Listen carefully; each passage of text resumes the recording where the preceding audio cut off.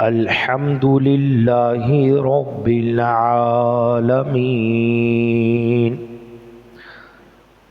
والصلاة والسلام علی خاتم النبیین اما بعد فاعوذ باللہ من الشیطان الرجیم بسم اللہ الرحمن الرحیم پڑھیے الصلاۃ والسلام علیک یا رسول اللہ وعلی آلک واصحابک یا حبیب اللہ الصلاۃ والسلام علیک یا نبی اللہ وعلی آلک واصحابک یا نور اللہ۔ فرمان آخری نبی رسول ہاشمی صلی اللہ علیہ وسلم ہے، جس نے مجھ پر 100 مرتبہ درود شریف پڑھا وہ جہنم سے 500 برس کی مسافت دور کر دیا جائے گا۔ قال اللہ تبارک و تعالی فی القرآن الکریم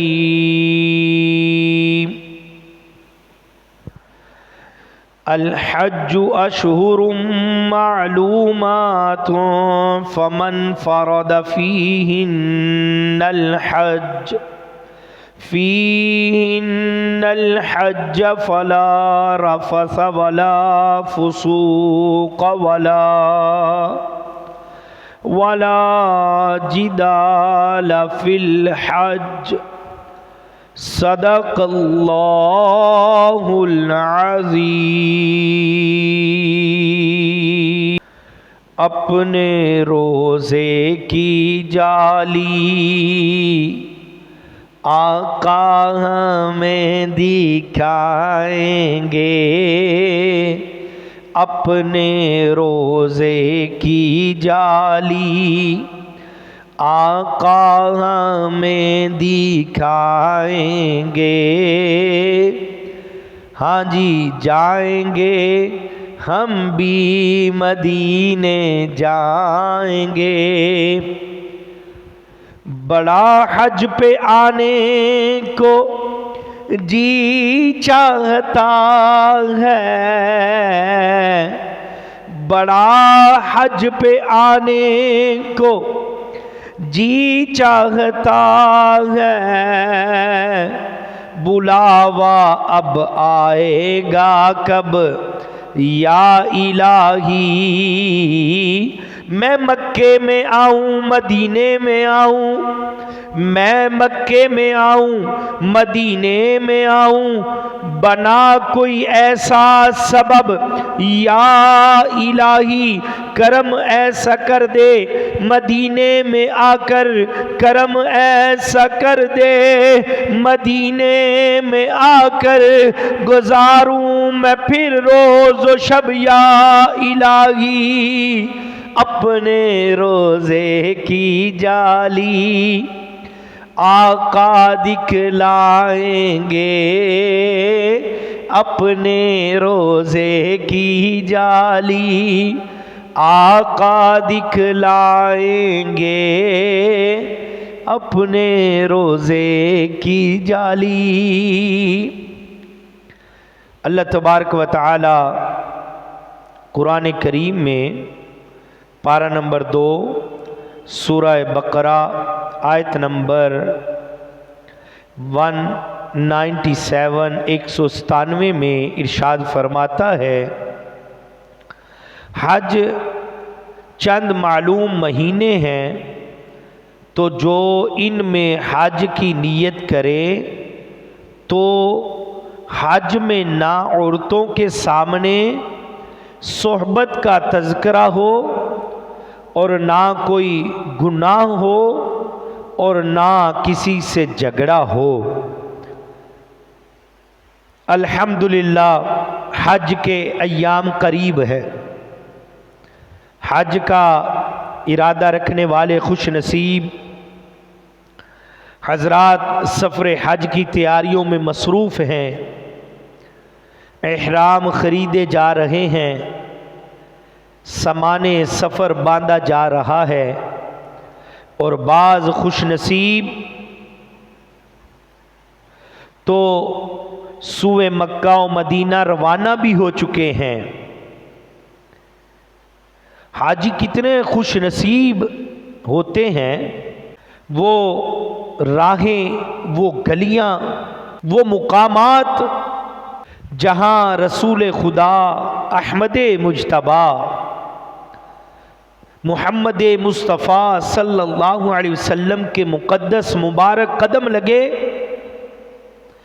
جن جگہوں کو انبیاء کرام علیہم السلام نے شرف بخشا، اللہ پاک کے ولیوں نے جن مقامات پر وقت گزارا، حاجی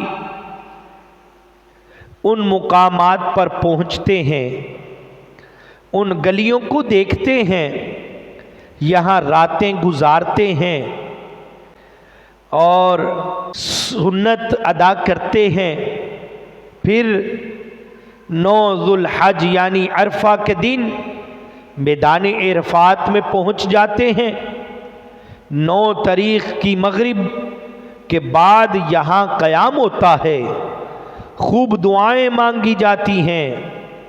حدیث پاک میں ہے، اللہ پاک کے پیارے رسول رسول مقبول صلی اللہ علیہ وسلم نے ارشاد فرمایا، جب عرفہ کا دن آتا ہے تو اللہ پاک آسمان دنیا پر نزول فرماتا ہے اور فرشتوں کے سامنے میدان عرفات میں جمع ہونے والوں پر فخر فرماتا ہے۔ آگے فرمایا، اللہ پاک فرماتا ہے، اے فرشتوں دیکھو میرے بندوں کو، دیکھو دور دور سے تکلیفیں اٹھا کر بکھرے بالوں کے ساتھ غبار آلود حاضر ہوئے ہیں، میں تمہیں گواہ بناتا ہوں کہ میں نے انہیں بخش دیا۔ ایک حدیث پاک میں یوں فرمایا، کسی بھی دن اتنے لوگوں کو جہنم سے آزاد نہیں کیا جاتا جتنوں کو عرفہ کے دن آزاد کیا جاتا ہے۔ قربان جائیں، حاجی 9 ذو الحج کا دن میدان عرفات میں گزارتے ہیں، پھر سورج غروب ہو جانے کے بعد یہاں سے مزدلفہ کو روانگی ہوتی ہے، یہ رات یہیں بسر کرتے ہیں۔ فجر کی نماز کے بعد سورج نکل آنے کے بعد 10 ذو الحج یعنی عید کے دن یہاں سے مینا کو روانگی ہوتی ہے۔ یہاں حاجی رمی کرتے ہیں یعنی شیطان کو کنکریاں مارتے ہیں، پھر قربانیاں کی جاتی ہیں، اس کے بعد حلق کروا کر احرام کھول دیے جاتے ہیں، پھر طواف زیارت ہوتا ہے اور یوں حج مکمل ہو جاتا ہے۔ بعد میں وطن واپسی کے وقت الوداعی طواف کیا جاتا ہے۔ مقدس ہے دیگر مہینے بھی لیکن، مقدس ہیں دیگر مہینے بھی لیکن، نرالی ہے حج کے مہینے کی باتیں، شہاں میرا سینہ مدینہ بنا دو، خیالوں میں ہو بس مدینے کی باتیں، بس مدینے کی باتیں۔ پیارے اور محترم اسلامی بھائیوں، وہ خوش نصیب جو اس سال حج کی سعادت حاصل کرنے کے لیے جا رہے ہیں یا پہنچ چکے ہیں، ان کو بہت بہت مبارک ہو۔ اللہ پاک ان کی یہ کاوشیں قبول فرمائے۔ جو بیچارے نہیں جا پا رہے، جانے کون جانے کو ترستا ہے، اللہ پاک انہیں بھی سفر حج اور سفر عمرہ کی توفیق نصیب فرمائے۔ पारा नंबर 2 सूरह बकरा आयत नंबर 197 से लेकर 203 तक ये 7 आयात बनती हैं जिनमें सफ़र हज के कुछ अहम आदाब बयान हुए हैं। ये आदाब हैं तो हाजियों के लिए, मगर इनमें सभी के लिए सीखने की बातें मौजूद हैं। आए हम भी सीखते हैं। अल्लाह पाक ने फरमाया अल हज्जु अशहुरुम मालूमात, हज चंद मालूम महीने हैं। यानी जिस तरह उम्रा है, जब भी चाहें जाकर उम्रा कर सकते हैं, हज ऐसे नहीं है। हज के लिए वक़्त और महीने का मुकर्रर होना, और वक़्त भी और महीना भी मुकर्रर है। वैसे हज के जो दिन हैं वो सिर्फ 5 दिन हैं। यानी हज के मनासिक 8 ज़ुल्हज से शुरू होते हैं और 13 को मुकम्मल हो जाते हैं। अलबत्ता शवाल, ज़िलक़ादा, ज़िलहज, इन 3 महीनों को हज के महीने कहते हैं, क्योंकि इन 3 महीनों में हज का एहराम बांधा जा सकता है। इसे यूं समझिए, अगर कोई शख्स रमज़ान करीम ही में हज का एहराम बांध कर मक्के में पहुंच जाए तो ये उसके लिए जायज़ नहीं, मकरूह है। अगर कोई शवाल में हज का एहराम बांध ले तो ये बिल्कुल जायज़ है। यूं शवाल से लेकर ज़ुल्हज तक ये 3 महीने, बल्कि पूरे 3 महीने नहीं, 2 महीने 10 दिन जो हैं ये हज के महीने हैं। 2 महीने 10 दिन हज के महीने हैं। आगे अल्लाह पाक ने मजीद फरमाया फमन फरद फीहिन्नल हज्ज फला रफस वला फुसूका वला जिदाल फिल हज। फरमाया तो जो इनमें हज की नीयत करे तो हज में ना औरतों के सामने सोहबत का तज़किरा हो, ना कोई गुनाह हो और ना किसी से झगड़ा हो। हज के दौरान ये 3 काम मना है। एक, रफस, इसका मायना है फुहश बातें करना, ख़ास तौर पर ख़वातीन के बारे में जो बातें होती हैं, मियाँ बीवी की आपस के ताल्लुक़ के बारे में जो बातें होती हैं, इन बातों को रफस कहा जाता है।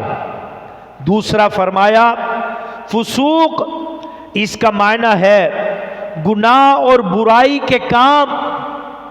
तीसरा जिदाल, इसका मायना है लड़ाई झगड़ा करना। ये 3 काम हैं जिनसे बचना है। प्यारे आका मक्की मदनी मुस्तफ़ा सल्लल्लाहु अलैहि वसल्लम ने फरमाया हया ईमान से है और ईमान जन्नत में है। फहाश गोई यानी गंदी बातें करना बद अखलाकी से है और बद अखलाकी जहन्नम में ले जाने वाला काम है। अफसोस, हाजी सफ़र हज पर रवाना तो होते हैं मगर उनकी बातें ख़त्म नहीं होती। यहाँ से रवानगी के वक़्त बहुत जज्बात होते हैं, शौक़ होता है, वो मैं हज या उम्रे के लिए जा रहा हूँ, मगर सफ़र की तकलीफ़ की बोरियत, फिर ज़्यादा इबादत पर प्रैक्टिस नहीं ना होने के सबब ये जज्बात जल्दी ही मानिद पड़ जाते हैं, ठंडे पड़ जाते हैं। अमूमन जो दोस्त अहबाब मिलकर सफ़र करते हैं वो जल्दी सफ़र से उकता कर خوش گپیوں میں شروع ہو جاتے ہیں. پھر ان خوش گپیوں میں سیاسی تبصرے بھی ہونے لگتے ہیں، غیبتیں اور چغلیاں بھی ہونے لگ جاتی ہیں، منہ سے گالیاں بھی نکلنے جاری ہو جاتی ہیں، منہ سے گالیاں بھی نکلنی شروع ہو جاتی ہیں، گندی باتیں بھی ہو جاتی ہیں. بالخصوص جب راستے میں مشکلات کا سامنا ہوتا ہے، مثلا جہاز لیٹ ہو گیا، جدہ ایئرپورٹ سے جس گاڑی نے پک کرنے آنا تھا وہ بر وقت نہ آئی، وہ ہوٹل میں کمرہ بر وقت خالی نہ ملا، کمرے کی صاف ستھرائی نہ کی ہوگی. اچھا، بعض کمرے کی صفائی اچھے طرح سے نہ ہوئی ہو تو صبر سے منہ پھیر لیتے ہیں. پھر بڑے بڑے جملے ہوٹل والوں انتظامیہ کو نکالتے ہیں، گالیاں بھی نکالنے لگ جاتے ہیں اور نہ جانے منہ میں کیا کیا بولنا شروع کر دیتے ہیں. بعض دفعہ ان مقدس مقامات پر ہاتھا پائی تک بات پہنچ جاتی ہے. پیارے اور محترم اسلامی بھائیوں، سفر حج سفر عشق ہے. یہ وہ مقام ہے کہ جہاں دل صاف ہونے ہیں، دلوں کے زنگ اترنے ہیں. اگر یہاں بھی ایسی بے وقوفانہ حرکتیں کریں گے تو بتائیں رحمتیں کیوں کر برسیں گی. اس لیے سفر حج و عمرہ میں بالخصوص اور اس کے علاوہ بھی زبان پر قفل مدینہ یعنی مدینے کا تالا لگا کے رکھنا چاہیے. یعنی بس ضرورت کی بات کی جائے اور وہ بھی نپی تلی ہوئی، وہ بھی ضرورت کی اور پوری اور خاموشی کی عادت اپنانی چاہیے تو انشاءاللہ الکریم برکتیں نصیب ہوں گی. حدیث پاک میں ہے کہ جس نے خاموشی کے ساتھ ذکر اللہ کرتے ہوئے شدید گرمی میں خاموشی کے ساتھ ذکر اللہ کرتے ہوئے شدید گرمی میں طواف اس طرح کیا کہ نہ کلام کیا، نہ کسی کو تکلیف دی، اور ہر پھیرے پر استلام کیا، یعنی حجر اسود کو بوسہ دیا یا ہاتھوں سے اشارہ کر کے بوسہ دے دیا، چوم لیا، تو ہر قدم پر 70,000 نیکیاں لکھی جاتی ہیں. پھر فرمایا 70,000 گناہ مٹا دیے جائیں گے. پھر فرمایا 70,000 درجات بلند کر دیے جائیں گے ہر قدم پر. سبحان اللہ. یہ صرف طواف خاموشی سے کرنے کی فضیلت ہے. اگر کوئی پورا سفر حج ہی زبان کی حفاظت کے ساتھ کرے تو سوچیں کتنی برکتیں ملیں گی. ایک قدم پر 70,000 نیکییں. تو اگر پورا سفر حج بندہ خاموشی سے گزارے تو کیا کیا برکتیں نصیب ہوں گی. اللہ پاک ہمیں توفیق نصیب فرمائے. اللہ تبارک و تعالی ہمیں بھی مکہ اور مدینہ کی با ادب حاضری نصیب فرمائے. پیارے اور محترم اسلامی بھائیوں، سفر حج ہو یا عمرے کا سفر ہو، بعض لوگ اہل عرب کو بھی سنا دیتے ہیں، برا بھلا کہہ دیتے ہیں، اور بھی نہ جانے کیا کیا بول دیتے ہیں. الامان والحفیظ، یہ تو بہت بڑی جسارت ہے بھائی، بڑی ہمت کی بات ہے. حدیث پاک میں ہے، فرمایا کہ اہل عرب سے 3 وجہ سے محبت کرو. 3 باتوں کی وجہ سے اہل عرب کے ساتھ محبت کرو. فرمایا پہلی بات تو یہ ہے کہ میں عربی ہوں. پھر فرمایا دوسری بات قرآن کریم عربی میں ہے. پھر فرمایا تیسری بات جنتیوں کی زبان بھی عربی میں ہے. پیارے اور محترم اسلامی بھائیوں، پیارے آقا مکی مدنی مصطفیٰ صلی اللہ علیہ وسلم نے یہ جو 3 باتیں حوالہ دے کر بتائیں، خود محبوب ذیشان صلی اللہ علیہ وسلم آپ فرماتے ہیں میں عربی زبان والا ہوں، میں عربی ہوں۔ پھر فرمایا قرآن کریم عربی میں ہے، پھر فرمایا جنتیوں کی زبان عربی میں ہے۔ اہل عرب کو یہ تینوں نسبتیں حاصل ہیں، اہل عرب جو ہیں ان کو یہ تینوں نسبتیں ان کو حاصل ہیں۔ اب لہذا بظاہر کوئی عربی اگر کسی عاشق رسول کسی اسلامی بھائی کے ساتھ کوئی زیادتی کاری دیتا ہے، البتہ ہوتا نہیں ہے، بڑے وہ سلجھے ہوئے لوگ ہیں، تعلیم یافتہ ہیں، ہوتا نہیں ہے، اگر ہو ہی گیا کسی کے ساتھ کوئی ایسا معاملہ تو پیارے اور محترم اسلامی بھائیوں پھر بھی کوئی بات نہیں، ان سے الجھنا نہیں، ان سے جھگڑا نہیں کرنا، ان سے بدتمیزی بھی نہیں کرنی۔ کیوں؟ کیونکہ ہمارے پیارے آقا صلی اللہ علیہ وسلم کے ساتھ ان کو نسبت حاصل ہے، ہمارے آقا کے ساتھ ان کو نسبت ہے، قرآن کریم کے ساتھ ان کو نسبت ہے، اور جنتیوں کی زبان بھی عربی ہے۔ یہ آقا کریم نے 3 باتیں بتا کر ہمیں ارشاد فرمایا، اس لیے ہم نے ان کے ساتھ الجھنا نہیں ہے، گالیاں نہیں دینی، جھگڑا نہیں کرنا۔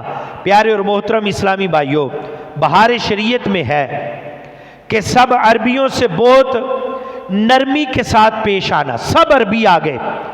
اب کوئی بندہ کہتا ہے میرا کفیل، میرا فلاں معاملات جو بھی دنیا داری کے ہیں، بات ہو رہی ہے کہ کوئی بندہ سفر حج پہ جائے یا عمرے کے لیے جائے، تو بہار شریعت جو ہے اس میں لکھا ہوا ہے سب عربیوں سے بہت نرمی کے ساتھ پیش آئیں، اگر وہ سختی کریں تو ادب سے برداشت کریں، اور اس پر بھی شفاعت نصیب ہونے کا وعدہ ہے۔ اگر عربی سخت لہجہ اختیار کر بھی لے تو فرمایا ہم نے کیا کرنا ہے، ادب کے ساتھ ان کے ساتھ پیش آنا ہے۔ تو اس کا فائدہ کیا ہوگا؟ فرمایا شفاعت ملے گی نبی پاک علیہ الصلوۃ والسلام کی۔ پریشانیوں میں زبان بند رکھنا، پریشانیوں میں زبان بند رکھنا، کیے جانا صبر اجر اس میں بڑا ہے، پریشانیوں میں زبان بند رکھنا، کوئی جھاڑ دے تب بھی نرمی برتنا، کیے جانا صبر اس میں بڑا اجر ہے۔ پیارے اور محترم اسلامی بھائیوں، آگے جو قرآن کریم میں مزید ارشاد ہوا، فرمایا وَلَا جِدَالَ فِي الْحَجِّ، اور نہ کسی سے جھگڑو۔ یہ بھی سفر حج کا بہت اہم ترین پہلو ہے، یہ ادب قرآن کریم ہمیں سکھا رہا ہے۔ سفر حج ہو یا سفر عمرہ ہو، اس کے امکانات بہت بڑھ جاتے ہیں جھگڑے کے وہاں پہ۔ ایک تو سفر کی تکلیف ہوتی ہے، دوسرا گھر سے بندہ دور ہوتا ہے، گھر والا ماحول تو نہیں مل پاتا باہر سفر میں، اور پھر عرب شریف کی سخت گرمی ہوتی ہے، پھر آپ سمجھ سکتے ہیں لاکھوں لاکھ لوگ حج کے لیے جاتے ہیں۔ اب اتنی بڑی تعداد، اتنے بڑے پیمانے میں لوگ گئے ہیں، 19-20 لاکھ لوگ حج کے لیے جائیں تو یہ کوئی کم تو نہیں ہے نا، بہت بڑی تعداد ہے۔ اب اتنے معاملات ہونے کے باوجود کبھی ہوٹل کا مسئلہ بن جاتا ہے، کبھی کمرہ ٹھیک نہیں ملتا، کبھی گاڑی لیٹ آ جاتی ہے لے کے جانے والی۔ اچھا، جنہوں نے قربانیوں کے ٹوکن لیے ہوتے ہیں ان کے ساتھ کیا مسئلہ چل رہا ہوتا ہے؟ ان کی قربانیاں لیٹ ہو رہی ہوتی ہیں۔ میں نے کہا 19-20 لاکھ، اس سے بھی بڑھ کے لوگ حج کے لیے جاتے ہیں۔ اب کہیں دھکا مکی لگ جاتا ہے، کہیں کوئی جھٹکا لگ گیا، کہیں پاؤں پہ پاؤں آ جاتا ہے، کہیں کسی کی کونی لگ جاتی ہے۔ اب کچھ نہ کچھ معاملات چل رہے ہوتے ہیں۔ اس کے ساتھ ساتھ ایک مسئلہ جو چل رہا ہوتا ہے ہمارے ساتھ کہ ان کی زبان عربی ہوتی ہے جو انتظامیہ والے ہوتے ہیں۔ اب تو خیر کچھ ہمارے ملکوں سے، ہر ایک ملک سے بھی گئے ہوتے ہیں، کچھ نہ کچھ گائیڈ لائن کر رہے ہوتے ہیں، لیکن اکثر و بیشتر ان کی زبان عربی، ہماری پنجابی، بلوچی، سندھی نہ کوئی زبان ہے، پشتو ہے، تو مسئلہ یہ ہوتا ہے ہمیں ان کی سمجھ نہیں آ رہی ہوتی اور ان کی ہمیں سمجھ نہیں آ رہی ہوتی. ہم کوئی کہنا بھی چاہیں تو سمجھا نہیں پاتے, ہم پنجابی بول رہے ہوتے ہیں, اردو بول رہے ہوتے ہیں. اب یہ سارے معاملات ہوتے ہیں. اب ایسی حالت میں غصہ آ ہی جاتا ہے, گرمی بھی ہے, مسئلہ مسائل بھی ہے, اتنے لوگ بھی ہیں, اب غصہ آ ہی جاتا ہے. اب پیارے اور محترم اسلامی بھائیوں, بعض لوگ غصے میں دانت پیچنے لگتے ہیں, اور کچھ بھی نہ کر سکیں تو دانت پیچ رہے ہوتے ہیں, اپنی عبادت کو چھوڑ کے اپنے غصے کا اظہار کر رہے ہوتے ہیں, چہرہ ٹیڑھا کر رہے ہوتے ہیں, آنکھیں ٹیڑھی کر رہے ہوتے ہیں, ماتھے پہ بل لے آتے ہیں. یہی تو امتحان ہے. میں نے کہا سفر حج جو ہے یہ سفر عشق ہے. اب یہی تو امتحان ہے بھائی. اب میاں یہاں تو سنبھل کے قدم رکھ, جھگڑا نہیں کرنا, ہر ایک کو ادب کے ساتھ شکریہ ادا کرتے رہنا ہے. اور میں تو مشورہ دوں گا جو جا رہے ہیں یا جو عمرے کے لیے بھی جائیں, وہ 2 لفظ اپنی زبان پہ رٹ لیں, جزاک اللہ خیرہ. کچھ بھی ہو جائے آگے سے کہہ دو جزاک اللہ خیرہ, یہ دعا ہے. یہاں کہہ دو شکرن. یہ 2 باتیں اپنی زبان پہ رکھو, تیسری بات کرنے کی ضرورت ہی کوئی نہیں ہے. اب پیارے اور محترم اسلامی بھائیوں, میں آپ کو ایک پتے کی بات عرض کرتا ہوں. مسلمانوں کا سب سے جو بڑا دشمن ہے, جو مسلمانوں کو سب سے زیادہ نقصان پہنچانے والا ہے, وہ آپس میں لڑائی جھگڑے کرواتا ہے. آپ بڑی توجہ سے یہ حدیث پاک سنیے, بڑی خوبصورت حدیث پاک ہے, اس کو ذرا سمجھیے گا بھی. مسلم شریف کی حدیث پاک ہے اور یہ بہت معتبر کتاب ہے حدیث پاک کی. اس میں ہے محبوب ذیشان مکی مدنی سلطان صلی اللہ علیہ وسلم نے ارشاد فرمایا, زاوالی الارض, میرے لیے زمین سمیٹ دی گئی. میرے لیے, آقا فرماتے ہیں میرے لیے زمین کو سمیٹ دیا گیا, اکٹھا کر دیا گیا. کس کے لیے؟ آقا کریم علیہ الصلوۃ والسلام کے لیے. فرمایا فرأیت مشارقها ومغاربها, پس میں نے زمین کے مشرق و مغرب کو دیکھ لیا. کیا کیا؟ میں نے زمین کے مشرق و مغرب کو دیکھ لیا. سبحان اللہ, کیا شان ہے میرے آقا کی. پیارے اور محترم اسلامی بھائیوں, بیٹھے مدینہ شریف میں ہیں, دیکھ ساری زمین کو رہے ہیں. یہی تو ہمارا عقیدہ ہے حاضر و ناظر والا. اس وجہ سے ہم کہتے ہیں کہ ہمارے آقا صلی اللہ علیہ وسلم حاضر بھی ہیں ناظر بھی ہیں. یہ ہمارا عقیدہ ہے. پیارے اور محترم اسلامی بھائیوں, میرے اعلیٰ حضرت فرماتے ہیں, شش جہت سمت مقابل روز و شب ایک ہی حال, دوم و نجم میں ہے آپ کی بنائی کی. آپ فرماتے ہیں سمت مقابل یعنی سامنے کی طرف اور پیچھے کی طرف, دائیں کی طرف, بائیں کی طرف, نیچے کی طرف, اوپر کی طرف. آپ فرماتے ہیں یہ جو 6 سمتیں ہیں دیکھنے کی, آپ فرماتے ہیں عام بندہ جیسے سامنے دیکھتا ہے, میرے اور آپ کے آقا صلی اللہ علیہ وسلم 6 کی 6 سمتوں میں یکسو دیکھتے ہیں, ایک جیسا ہی دیکھتے ہیں. آپ فرماتے ہیں ہر وقت دیکھتے ہیں, اس میں کوئی قید نہیں ہے کہ فلاں وقت دیکھتے ہیں فلاں وقت نہیں دیکھتے, فلاں گھڑی میں دیکھتے ہیں فلاں گھڑی میں نہیں دیکھتے. آپ فرماتے ہیں ہر وقت یکساں ہے, آگے پیچھے دائیں بائیں اوپر نیچے. آقا کریم اسی طرح دیکھتے ہیں جیسے ایک عام بندہ سامنے دیکھتا ہے. پیارے اور محترم اسلامی بھائیوں, اگر آپ فرماتے ہیں اس کی دلیل چاہیے تو آپ فرماتے ہیں پارہ نمبر 27 سورہ نجم پڑھ کے دیکھ, تجھے پتہ چل جائے گا.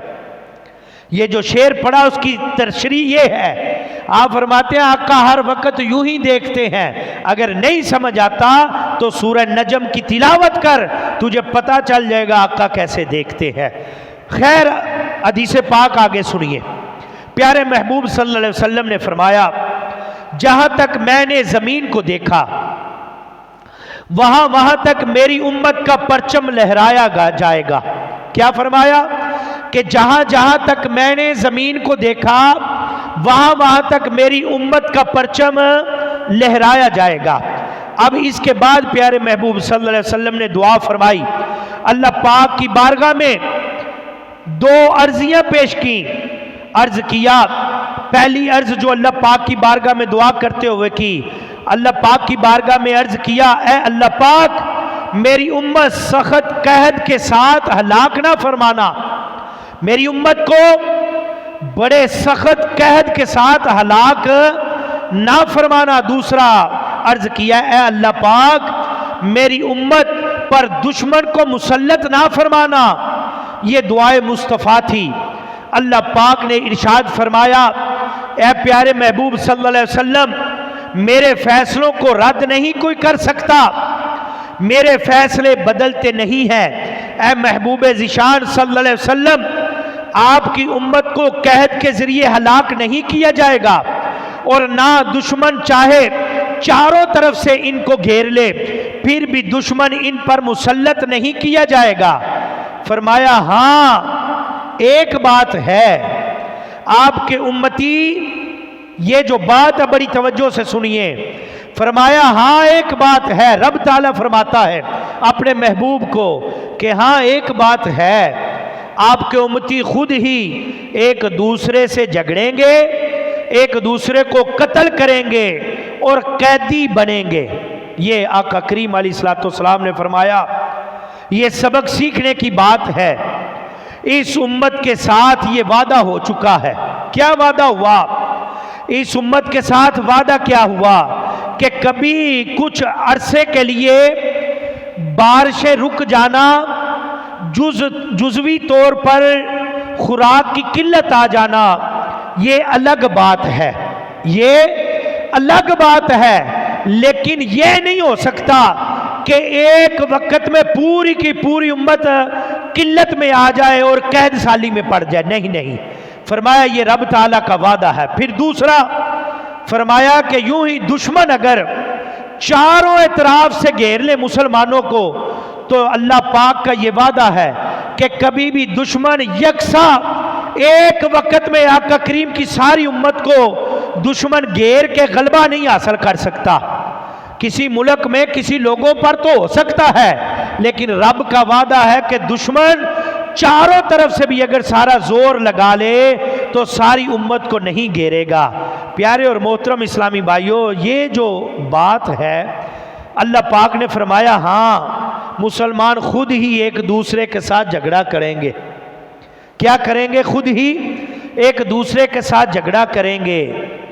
بھائی بھائی کا گریبان پکڑے گا، ایک کعبے کی طرف منہ کر کے سجدہ کرنے والے، ایک قرآن کو اپنا امام بنانے والے، کہا ایک نبی کا کلمہ پڑھنے والے، یہ آپس میں گریبان پکڑیں گے اور اتنا گریبان پکڑ لیں گے کہ کبھی برادری کے نام پر، کبھی زبان کے نام پر، کبھی کسی قوم قبیلے کے نام پر، کہا کبھی مہاجر سندھی ہونے کے نام پر، کبھی پٹھان پنجابی ہونے کے نام پر، اور کبھی یہ جائیداد کے بٹوارے کے نام پر، اور کبھی یہ گھر کے بٹوارے کے نام پر، کبھی کسی بات پر، کبھی کسی بات پر۔ وہ آپ اندازہ تو کریں، ابھی چند دن پہلے خبر چلی تھی، اتنا سا زمین کا ٹکڑا تھا، نہ جانے کتنی موتیں وہاں پہ واقع آئی، وہ پانی لگانے کی اتنی سی جگہ تھی، تو اللہ پاک نے فرمایا ہاں یہ مسلمان کسی نہ کسی وجہ سے خود آپس میں لڑیں گے اور ایک دوسرے کو قتل کریں گے، یہاں تک کہ یہ قیدی بنتے جائیں گے۔ اللہ پاک کی طرف سے یہ نہیں آئے گا، خود لڑتے جائیں گے۔ پیارے اور محترم اسلامی بھائیوں، آج ہمیں غور کرنا چاہیے، یہ لڑائیاں، یہ جھگڑے، ہمارا سب سے بڑا دشمن یہ ہے۔ پڑوسی ہوں، اہل محلہ ہوں، قریبی ہوں، رشتہ دار ہوں، برادری والے ہوں، یار مسلمان بھائی کوئی بھی ہو، ہاں یہ سب سے بڑا ہمارا دشمن کون ہے؟ یہ جھگڑا۔ یہ جو جھگڑے ہیں یہ سب سے بڑے ہمارے دشمن ہیں۔ یہ رب تعالیٰ فرماتا ہے یہ آپس میں امت میں پھوٹ ڈالتے ہیں، یہ بھائی بھائی کو دور کر دیتے ہیں، یہ سگوں کو اپنے سے دور کر دیتے ہیں۔ وہ اتنے پیارے پڑوسی ہوتے ہیں، محلے دار ہوتے ہیں، آپس میں جھگڑا کروا کے یہ ہمارا دشمن لڑوا دیتا ہے، دور کر دیتا ہے۔ پیارے اور محترم اسلامی بھائیوں، قوم اور ملت اس سے کمزور ہو جاتی ہے۔ قوم ایک جان ہے، قوم جو ہے آج خیر وہ بات کہاں رہی، یہ ملت اسلامیہ جو ایک جان ہے یہ جھگڑے کی وجہ سے کمزور ہو جاتی ہے، اس کی بنیادیں ٹوٹ جاتی ہے، یہ کھوکھلی ہو جاتی ہے۔ پیارے اور محترم اسلامی بھائیوں، نتیجتاً دشمنی کا جو فائدہ ہوتا ہے، آپس میں لڑائی کا قریبی مسلمانوں کا دشمن فائدہ اٹھا کے وہ فائدہ اٹھا جاتا ہے۔ ہماری لڑائیوں کا فائدہ کون اٹھاتا ہے؟ دشمن اٹھا جاتا ہے۔ پیارے اور محترم اسلامی بھائیوں، الحمدللہ حج کا موقع ہو یا عمرے کا موقع ہو، بات جہاں سے چلی، مسلمانوں کی آپس میں محبت ہمدردی بھی بڑی ہے۔ میں نے کہا چاہے بات سمجھ آئے نہ آئے، رش بھی ہوتا ہے، بڑے مسائل ہوتے ہیں، لیکن آپس میں ہمدردی بھی وہاں پہ بڑی دیکھنے کو ملتی ہے، اتفاق و اتحاد بھی نظر آتا ہے۔ وہ 20 لاکھ مسلمان، اس سے بھی زیادہ دنیا بھر سے مکے اور مدینے میں جمع ہوتے ہیں۔ کسی کی زبان فارسی ہوتی ہے، کسی کی زبان عربی ہوتی ہے، کسی کو انگلش آتی ہے، کوئی پنجابی بول رہا ہوتا ہے، کوئی پشتو بول رہا ہوتا ہے، کوئی سندھی بول رہا ہوتا ہے، ایک دوسرے کی سمجھ بھی نہیں آتی، رنگ و نسل بھی دوسرا ہوتا ہے، لیکن مسلمانوں کی ہمدردی تو دیکھیں، اگر کسی کو کوئی تکلیف آ جائے تو دور ملک والا بھی مسلمان وہ اشاروں سے پوچھ لیتا ہے کیا ہو گیا ہے۔ یہ محبت نہیں تو اور کیا ہے، یہ مسلمانوں کی آپسی محبت ہے۔ اچھا پھر یہ نہیں کہ خالی دیکھ رہا ہوتا ہے، پھر وہ بندہ اس کی مشکل کو دور بھی کر دیتا ہے۔ آپ اندازہ تو کریں، ہمارے پاکستان سے کوئی بابا جی گئے ہوں، وہاں پہ چاہے کوئی عربی بولنے والا ہو، کوئی بھی علاقے کا ہو، تو وہ اشاروں سے پوچھ لیتا ہے کہ آپ پریشان کیوں ہیں، یہاں کیوں کھڑے ہیں، وہ پکڑ کے ڈھونڈ ڈھانڈ کے ہوٹل تک لے جاتا ہے، جہاں رہائش ہوتی ہے وہاں پہنچا کے آتا ہے۔ آپ کسی کو کہیں آپ کے سامان کے پاس کھڑا ہو جائے گا، بھائی جانتا تو نہیں، رشتہ داری تو نہیں ہے، اپنا وقت نکالے گا، وہاں انتظار کرے گا، وہ آپ کو کوئی سامان چاہیے سامان بھی لا کے دے دے گا۔ پیارے اور محترم اسلامی بھائیوں، چہرے کی پریشانی دیکھ لیتے ہیں، اشاروں کی باتیں سمجھ جاتے ہیں، یہ مسلمانوں کی شان ہے۔ حج کا موقع ہو، عمرے کا موقع ہو، اشارے سمجھ جاتے ہیں کہ کیا کہنا چاہ رہا ہے، کیا کہنا چاہ رہا ہے، اس کو پریشانی کیا ہے۔ پیارے اور محترم اسلامی بھائیوں، کوئی بیچارہ کوئی بھی ایسا معاملہ ہوتا ہے، ایک دوسرے کی ہمدردی مدد کر رہے ہوتے ہیں، ایک دوسرے سے پیار کر رہے ہوتے ہیں، کھانا پینا چیزیں بانٹ رہے ہوتے ہیں۔ پیارے اور محترم اسلامی بھائیوں، یوں نہ کہہ لیجئے کہ آتا ہے فقیروں پہ انہیں پیار کچھ ایسا، آتا ہے فقیروں پہ انہیں پیار کچھ ایسا، خود بھیک دیں اور خود کہیں منگتے کا بھلا ہو، خود بھیک دیں اور خود کہیں منگتے کا بھلا ہو۔ پیارے اور محترم اسلامی بھائیوں، کاش یہ والی سعادتیں سفر حج کی اللہ ہمیں بھی نصیب فرمائے، اللہ پاک اپنے گھر کا طواف ہمیں بھی نصیب فرمائے، مکے اور مدینے کی زیارتیں نصیب فرمائے۔ پیارے اور محترم اسلامی بھائیوں، اپنے پڑوسیوں کے ساتھ بھی حسن سلوک کرنا ہے، اپنے جاننے والوں کے ساتھ بھی حسن سلوک کرنا ہے، اور انجان کسی مسلمان کے ساتھ بھی حسن سلوک سے ہی پیش آنا ہے، ایک دوسرے کے کام آنا ہے، اور ایک دوسرے کے ساتھ اتفاق و اتحاد محبت کے ساتھ رہنا ہے، چاہے اپنے ملک میں رہیں، چاہے مکے یا مدینے میں جائیں، ہمیں رویہ ایک ہی اختیار کرنا ہے۔ پیارے اور محترم اسلامی بھائیوں، حج کے مزید آداب جو ارشاد فرمائے اللہ پاک نے، فرمایا وَتَزَاوَدُوا، اور زاد راہ ساتھ لے لو۔ کیا فرمایا؟ زاد راہ، اپنے سفر کا سامان ساتھ لے لو۔ روایت میں آتا ہے بعض لوگ سفر کا ضروری سامان اور اخراجات وغیرہ کا انتظام کیے بغیر حج پر چلے جایا کرتے تھے۔ ہم اللہ پاک پر توکل رکھتے ہیں، ہمیں اللہ پاک پر بھروسہ ہے، یہ شروع کی بات ہے، تو لوگ کیا کہتے؟ خالی ہاتھ سفر پہ نکل پڑتے تو آگے سے جواب دیتے کہ ہم اللہ پر بھروسہ رکھتے ہیں، ہمارا اللہ پر توکل ہے۔ جب مکہ پاک پہنچ جاتے تو اب ظاہری سی بات ہے، کھانا بھی ہے، پینا بھی ہے، بھوک بھی لگے گی، اور بھی ضرورت زندگی ہے، تو وہاں پہ جا کے مانگنا شروع کر دیتے۔ تب یہ آیت کریمہ نازل ہوئی، وَتَزَاوَدُوا، فرمایا اور زادِ راہ ساتھ لے لو، یہ اپنا سامان سفر اور ضروری اخراجات جو ہیں یہ اپنے ساتھ لے جایا کرو۔ لوگوں کے سامنے ہاتھ مت پھیلاؤ، کہ یہ لوگوں کے سامنے ہاتھ پھیلانا، دوسروں پر بوجھ بننا، یہ توکل نہیں بلکہ خلاف توکل ہے، یہ اللہ پر بھروسہ نہیں ہے، یہ توکل کے خلاف ہے۔ پیارے اور محترم اسلامی بھائیوں، یہاں ہمیں ایک سبق ملا کہ اسلام ہمیں خودداری سکھاتا ہے، ہمیں خود مختاری اور خودداری اسلام سکھاتا ہے۔ آپ اندازہ کریں، حج جیسی عبادت، اتنی عمدہ عبادت، جس میں مشقت بھی ہے، پیسہ بھی لگتا ہے، وقت بھی لگتا ہے، بڑی تکلیفیں اٹھانی پڑتی ہیں، لیکن رب تعالیٰ نے یہاں بھی فرمایا کہ کسی سے سوال نہیں کرنا، مانگنا کسی سے نہیں ہے، اپنا سامان ساتھ لے لو۔ پیارے اور محترم اسلامی بھائیوں، بلکہ حکم تو یہ ہے کہ سفر کے اخراجات سے زیادہ کچھ نہ کچھ سامان اپنے پاس رکھو، دوسروں کی ضرورت کے لیے، کسی دوسرے کے کام آ سکو۔ اسلام پھیلانا یہ حق ہے، اور سلام کرنا یہ بھی حق ہے۔ اور سلام کیسے پھیلے گا؟ کہ ہم ہر ایک کے ساتھ سلام کریں، اور پھر اگر کسی کو ضرورت پڑ جائے تو ہم اس کی ضرورت پوری کر دیں۔ پیارے اور محترم اسلامی بھائیوں، ناحق سوال کرنے کا مطلب بندے کی ایسی حالت نہیں کہ شریعت اسے مانگنے کی اجازت دے، کسی بھی صورت شریعت اسے اجازت نہیں دیتی کہ وہ کسی کے سامنے ہاتھ پھیلائے، وہ سوال کرے، وہ مانگے۔ پیارے اور محترم اسلامی بھائیوں، مفت خوری اور دیگر ناحق چیزیں کھانا، مانگنا، سوال کرنا، ایک حدیث پاک سنیے۔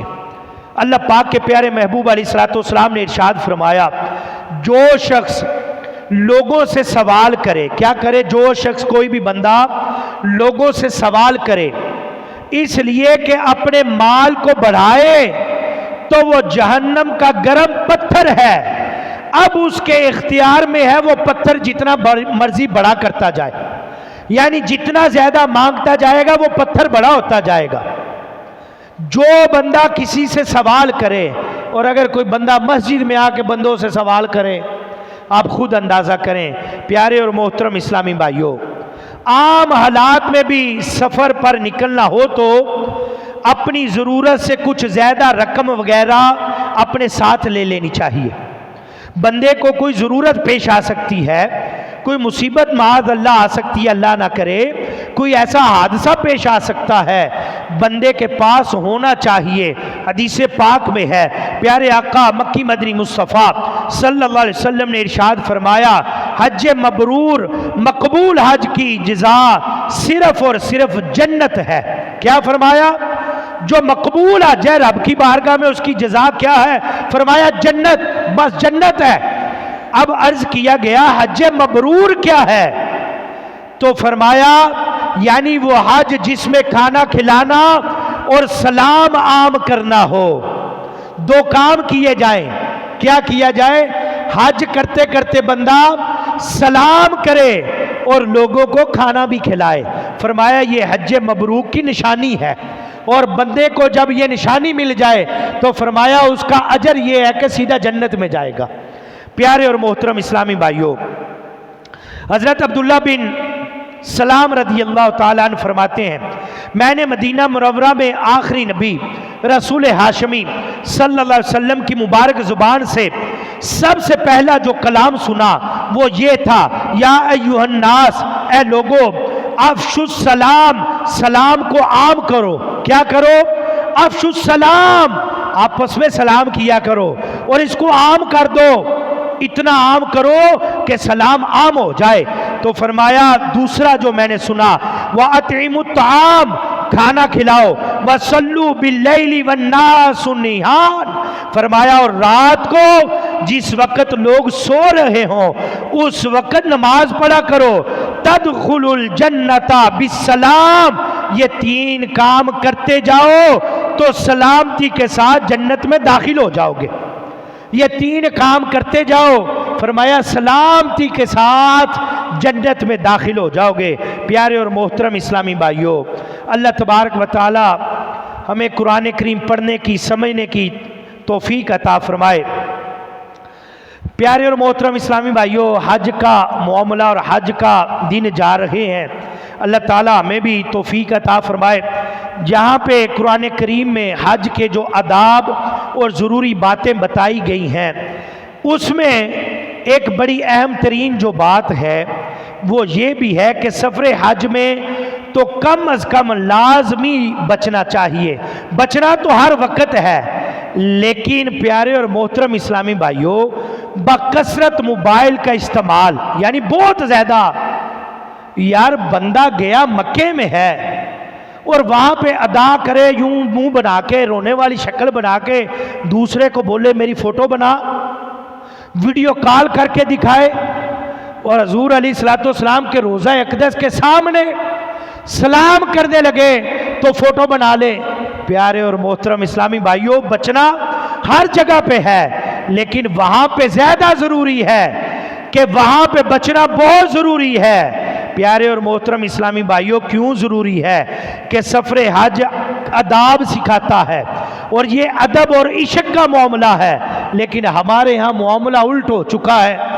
हमारी गप्पें नहीं ख़त्म होती, हमारी बातें नहीं ख़त्म होती, हमारी चुगलियाँ नहीं ख़त्म होती, सियासत पे बातें हो रही होती हैं, खाने पीने की बातें हो रही होती हैं। बाकी मोबाइल इतना इस्तेमाल किया जाता है कि इतना बंदा घर नहीं करता जितना वहाँ पे मोबाइल पे लगा रहता है। अल्लाह तबारक व तआला हमें कुरान करीम पढ़ने की, समझने की तौफीक अता फरमाए।